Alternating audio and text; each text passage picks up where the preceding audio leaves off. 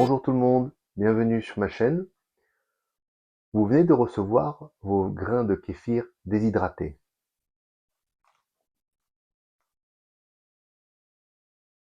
Alors des grains de kéfir, n'importe lesquels. Donc ceux-ci c'est ceux de naturelixir.fr. Donc ça se présente sous cette forme. Des petits grains de sel dur, ça ressemble, des grains de sel dur. Alors le but, quand ils sont déshydratés, ça va être donc de les réhydrater.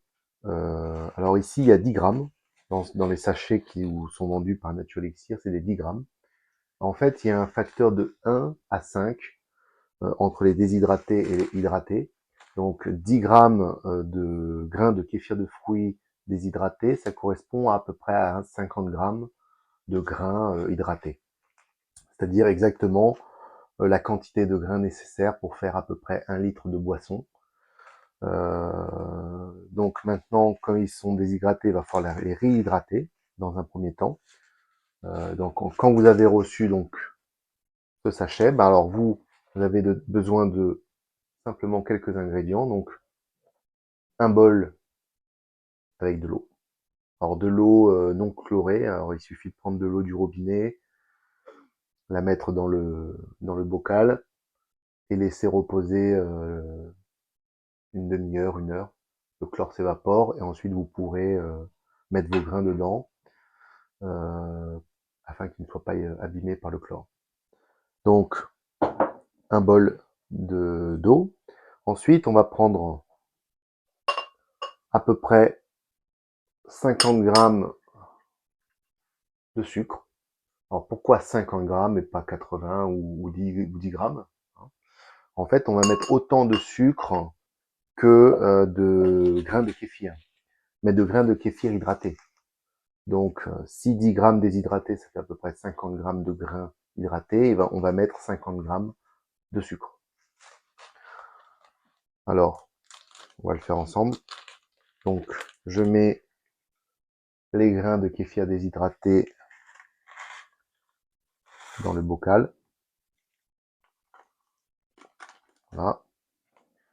Ensuite, je vais verser les 50 grammes de sucre. Donc ça, c'est pour, on va dire, remettre en forme les grains pour ensuite produire de la boisson. Le but là, c'est pas de produire tout de suite de la boisson, on va juste réactiver les grains. Donc ça peut prendre entre 12 et 24 heures selon la température. On va dire 24 heures. On mélange donc les grains et le sucre. Hop. Avec une spatule en bois, c'est mieux. Ou alors avec des couverts en inox, c'est bien.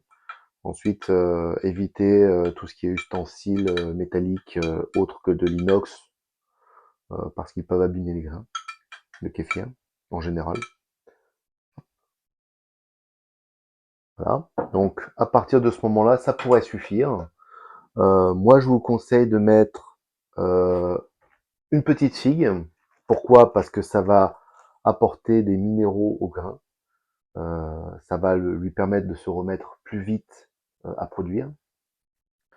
Donc, on va mettre une figue.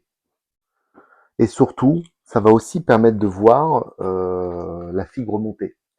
Et quand la figue est remontée, ça veut dire qu'elle est pleine d'air, qu'elle s'est remplie de CO2. Et si elle s'est remplie de CO2, c'est que c'est parce que les grains sont revenus à la vie en fait. Donc si les grains sont revenus à la vie, ils ont donc consommé le sucre et la figue, et ils vont donc produire du CO2, donc du gaz. Et ce gaz va remplir la figue, va la faire remonter. Donc vous laissez comme ça dans votre bocal, donc le grain de kéfir. Donc là on va réactiver ces grains. On pose le couvercle, on n'est pas obligé de fermer, on peut juste le poser pour éviter qu'il y ait de la poussière ou des choses qui se déversent dedans. On laisse comme ça, entre 12 et 24 heures.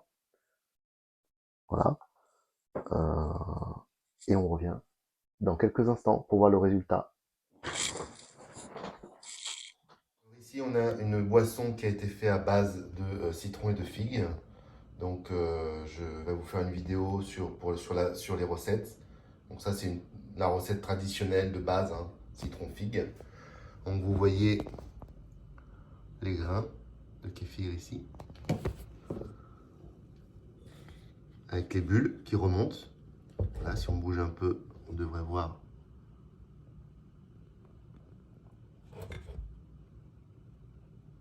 les bulles remonter. Voilà, donc ça c'est la prochaine étape après la réactivation des grains, de lancer votre première boisson.